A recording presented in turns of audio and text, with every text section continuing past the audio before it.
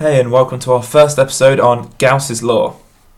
So this is Gauss's Law here, and we're going to move into this quite quickly. And just to say, we're going to be doing an infinitely long rod, an infinite plane, and we're going to be doing cylindrical capacitor.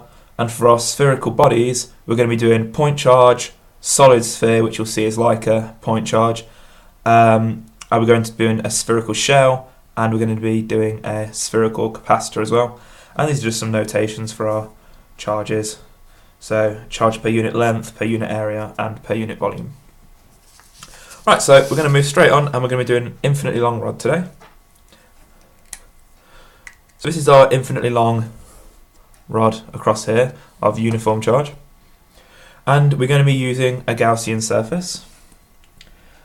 So first we need to draw our Gaussian surface on.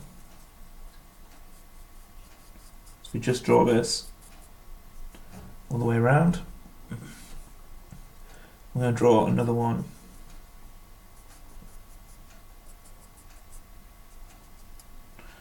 just around here. Then we're going to join these up.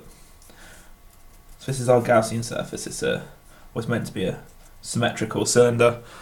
And that's our surface here. So from our surface, we're going to have some distance from the rod, and this distance up here from the rod is going to be r. Now we can choose any distance for r that we like, and we should find, the way we resolve everything, we find E to be the same equation of r. It shouldn't depend on the length of r we choose or the length of the rod we're looking at. So best way to do this, we'll get started. What we're going to do is, we're going to look at this first here, our integral, and we're going to divide our integral into three separate integrals.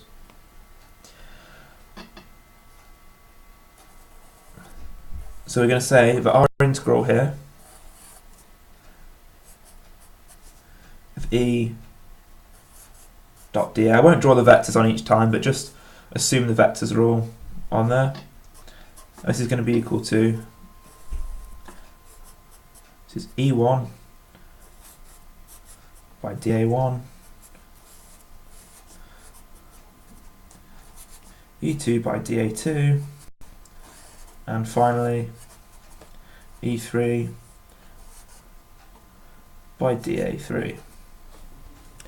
And now these are three different surfaces we're looking at now, or three different areas we're coming to look at. And the first area is going to be coming off this surface here. So if we pretend we're taking sort of a look at an infinitely small point on this surface, and it's pointing outwards that way, we're going to be looking at another one, which is the second one here, and this surface points out the opposite way. And then from anywhere around the cylinder, we have more surfaces here, and these are pointing out here. And also imagine as well, this also helps just to remember that the electric field off this is going to be coming out like a ring, radiating out from the rod. So what we have to look at, we're going to look at each of these different integrals first, and we're going to get rid of our vectors.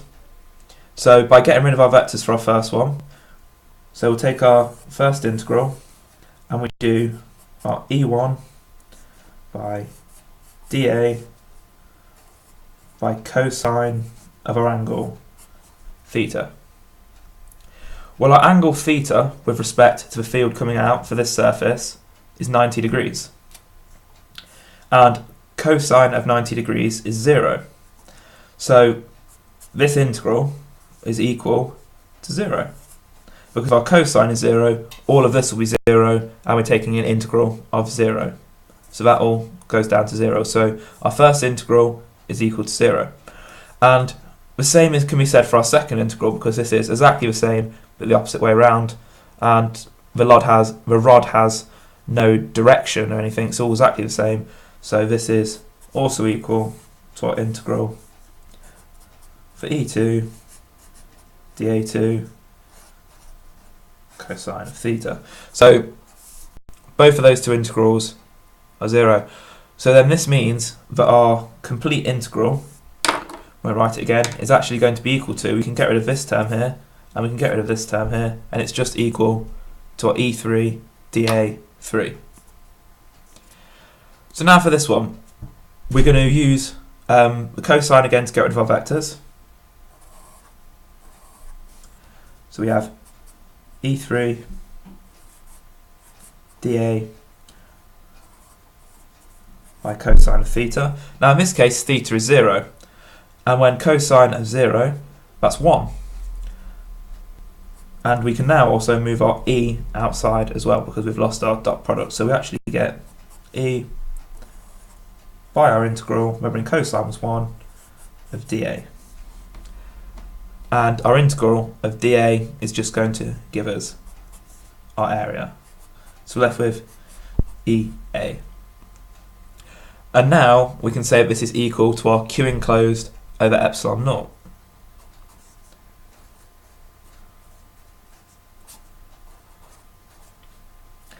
And from our Q enclosed epsilon naught, we're just going to have a look at a few things. So first, what is our Q enclosed? Well, our Q enclosed is going to be the charge per unit length, which is lambda, and the length that we select. We've got what the charge is per length, and we are selecting a certain length of that, so that way our charge will be lambda by L. So our Q enclosed over epsilon naught is equal to lambda by L over epsilon naught. And we know this is equal to our electric field by our area. Now what's our area? So we're looking at the side of the cylinder, remember? So if we treat this as we sort of slice it along the edge and we unroll it into a flat square, and from our square we're going to have one dimension which is just L, and the length of the other side is going to be the length all the way around here. It's the circumference of the circular face of the cylinder. So this is 2 pi r. So this is 2 pi r. Now the only step left to do is just rearrange all of this, solve for E, and noticing we can just get rid of L on either side, so it doesn't really matter, and we're left with E is equal to lambda for 2 pi r epsilon naught.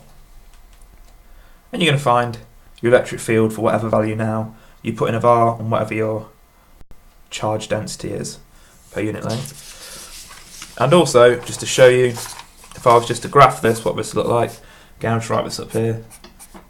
E equals lambda 2 pi r epsilon naught. And if we were to then have a graph